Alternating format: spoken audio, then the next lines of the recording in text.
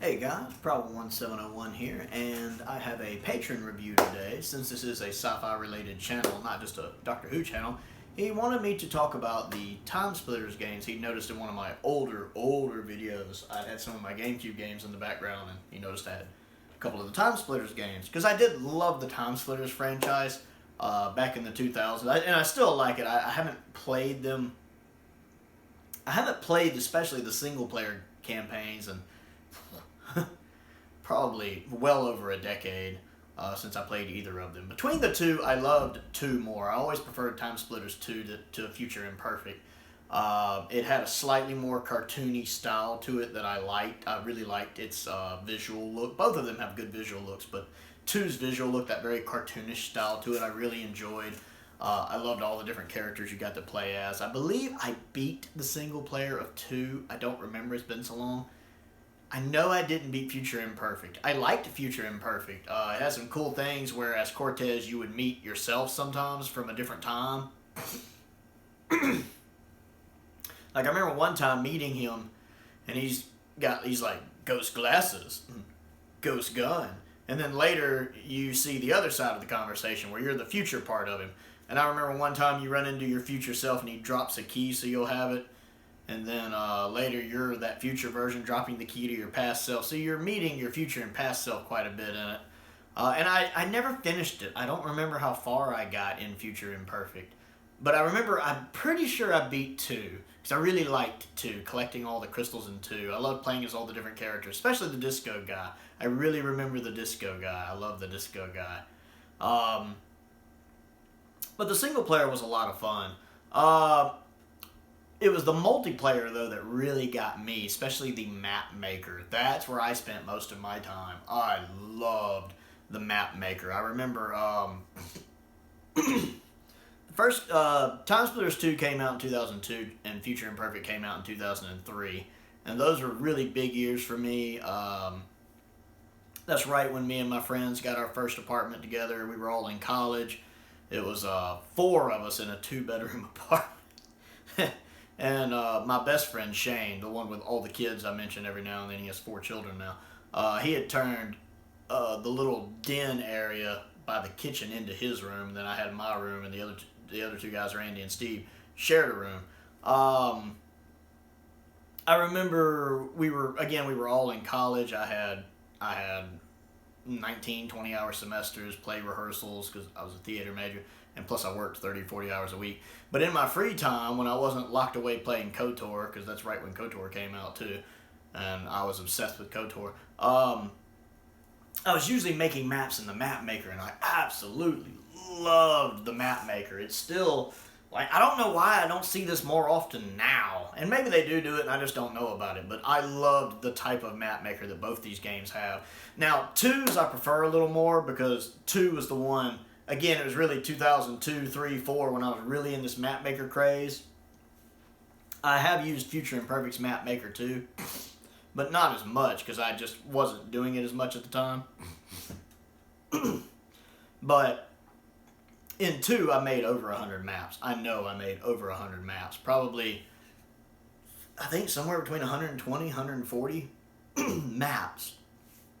With some variants.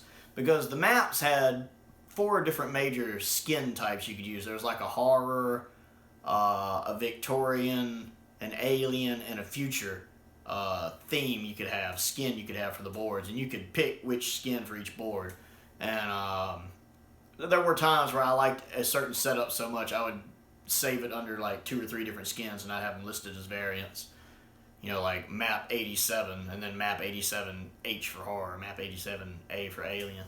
But I did a lot of them. You could set up where the respawn parts were. You could set up where the weapons spawn. You could pick which kind of weapons spawned where. Like if you just want to, you know, I want small pistols to spawn in 4 places, shotguns to spawn in 3 places, you know, heavy weapons to only spawn in 1 place. You could set that up. There were power-ups you could use too. There's like a green one, a blue one, a yellow one, and a red one. I think one was like armor, one turned you invisible, one made you faster, and one made your weapons deal more damage. And you could place where those were. You could change the lighting and have the light could pulse or flicker on and off. You could adjust the speed that those worked at. It had like a disco effect where it would glisten, and my roommates hated that one because sometimes we would play, all four of us would get together and play, you know, old school couch co-op 4-screen, and they hated my boards with the flicker because it pretty much put them into, you thought they were going to have a seizure or something, like they were epileptic. They were sitting there like, I can't see anything! And I remember we all were coming up with screen names trying to outdo each other, and I'm not going to get into what those names were, but I'm pretty sure I won. But the map maker was my favorite part. And again, I liked Future Imperfect's map maker. It was a little more advanced. But 2's is the one I remember more because that's just when I was really in my map maker craze is when 2 was out. And I actually did go back about, I'm not even sure. It all blurs together these days. Probably 5, 6, 7 years ago, I went back and I'd lost my old memory cards with my old maps, and I made several new maps, probably maybe a dozen, maybe. I'm not sure if it's quite a dozen. I'd say somewhere between half a dozen and a dozen new maps, and I did play around on them a little bit and had some fun with them, just kind of reliving the old days, and that was a lot of fun. So that's, you know, there's a new Timesplitters game coming out. It looks like the teams that made the old ones have gotten the IP back. They have said they wanted to do a new Timesplitters game. They're going to do a new Timesplitters game. I am excited about it. I really hope it kind of keeps that toon look 2 had. I never actually played the first game. And I hope it has a map maker. I hope it has a really good online play. Of course, I do hope it has some of the modern tweaks like modern shooters have, because I did notice, again, 4, 5, 6 years back when I was playing, it was a little antiquated. It's like GoldenEye. You know how popular GoldenEye is, but have you ever actually gone back and tried to play GoldenEye? GoldenEye is amazing. It deserves its place in history, but trying to play GoldenEye is not easy. You know, I'm a huge fan of Perfect Dark for a long time. Perfect Dark was my favorite first-person shooter of all time. I have trouble playing it past the first few stages. I can play the first 3 or 4 stages. After that, I have trouble playing. It's very antiquated. And I'm not quite sure how Timesplitters would be in the single player because I haven't played the single player in 12, 13 years. But the map maker, when I was running around just a few years back, I did notice a few limitations. Like I really wanted a sprint button, for example. But I still had a ball with it. It's mindless fun. It is a very tongue-in-cheek game. Doesn't take itself too seriously. Doesn't mind poking fun at itself. And like I said, you just turn your brain off and have a good time with it. I really like it. So yeah, I really enjoy both of them. I do prefer 2, but I liked Future Imperfect. I need to actually play it again sometime, see if I can beat the single player. So, this has been a patron review. One of my new patrons, Fraser Smith, I believe it is. Fraser Smith, I believe. Fraser. Forget the last name. Fraser Smith. I'm getting senile.